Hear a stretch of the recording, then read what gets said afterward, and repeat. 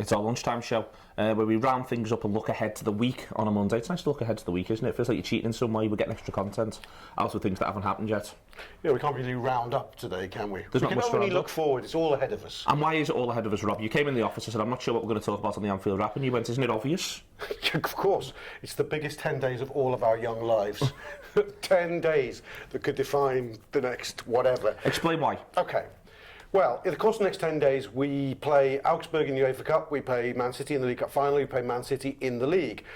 If all those three results go badly, we've literally got nothing to do for the rest of the season. Everything's gone. We can't, what's the word, do something in to celebrate the League Cup. We've got no more European football, and our tiny, tiny hopes of fourth are gone forever. Because they are tiny, but if we beat City next Wednesday, I need to point this out, we'd only be 6 points behind them, and that's not giving up territory, that.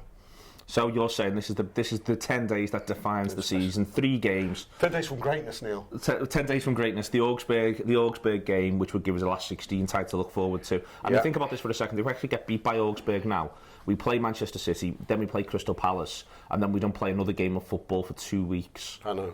And then we play one more game of football, which is against Southampton, I think, and then there's the international break. So we play only one game for the rest of March. Jesus, it's not worth thinking about. Going to Southampton and Bournemouth with it meaning nothing. It'd just be horrible. I'm really depressed, actually. So there's a lot of riding on this week. There is indeed. Which should only make us more excited. So if you can't be excited about weeks like this, then you might as well not be watching this. Okay, you might as well not be watching this, but do keep watching it. We also... do. The most interesting piece of news that came out this morning. So we'll talk about that, on the Anfield Wrap show later on. Yes. There'll also be a coach home today, but I'll come on to that in a second. The most interesting piece of news today is actually Alex Neil talking about James Maddison in a way which reminds you of the extent to which, as I always say, football clubs are run like provincial estate agents at times. Who's James Maddison, Neil? James Maddison is the player that Norwich signed from Coventry on the last day of the transfer window, and there was 3 or 4 hours there where people thought James Maddison was going to sign for Liverpool, and he didn't. He signed for Norwich. And what Alex Neil said is that they caught everyone on the hop. Which is that they sort of if they'd have gone in earlier in the window, then one of the bigger clubs would have put a bit of a bid together and been able to find a way to convince the lad to either do the rest of the season at Coventry and then move to them. So what they did was they waited till everyone had sorted down tools, wasn't really prepared for what was to come, and then they moved. And they mentioned Liverpool, but they said there was another very big club who were involved, who would like the lads, but he's ended up going to Norwich. And it does remind you that we think as ever that either football's like a computer game, or there's 40 ridiculously well qualified professionals working on absolutely everything at all times, whereas in reality football clubs are like most businesses in both the public or private sector, where it's mostly full of good people trying their best but who aren't capable of doing absolutely everything, and you can catch them unawares. And if he turns out to be Dele Alli, God help those people. And that's where you end up back at. Well, I think it is a serious point. If he doesn't turn out to be Dele Alli, and he won't, we should also remember that sometimes we make the right decisions. Those people make the right decisions, despite our cynicisms. Despite our cynicisms, indeed. And anything else? Yeah, got your attention? I've been on Manchester City watch for a while now, and as I said, of course I have. As we said at the beginning, they loom large in this week. There's 2 games against them. I think I'd have actually liked you to have come strong on saying the league game's more important than the League Cup final, just to do one of those sort of things that you do so well, which not is in this instance, to redefine the narrative.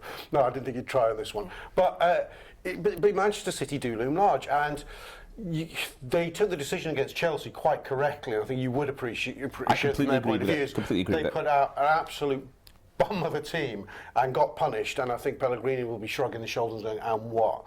Because I'm always intrigued when you put out a bum of a team like that and people say, no, this could put Pellegrini under real pressure. He surely said to somebody above him in the hierarchy of the club, sign off. I'm going to put this out. I'm going to put this in the team. He must have had a conversation with someone and gone, this is what I think we should do. Do you agree with me?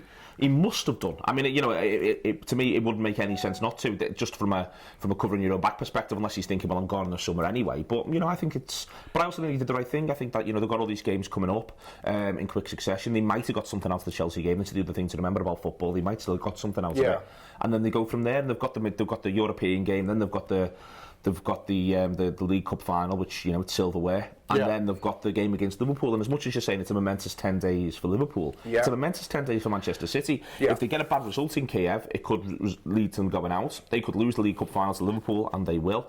And then they could find themselves coming to Anfield, having been beaten by this team, and then facing them again. And if they lose at Anfield and other results go against them, that's the title over with. Well, yeah, I'd rather be having their momentous 10 than ours. Of course, it's a much better one. Theirs is the rewards for them, quarterfinals of the European Cup trophy and being firmly back in the title race, because it's not just 3 points at Anfield, it's a toughie out of the way. It's a massive, that game for them is, they genuinely should be having a debate about what's more important, the League Cup final or the league game. I agree with that. Because if it was us with that way around, then we'd be going, bloody hell, that's the title. And it's a title, and although they've fallen back a bit, it's a title race against rookies, really, who don't know the run in here, and they do.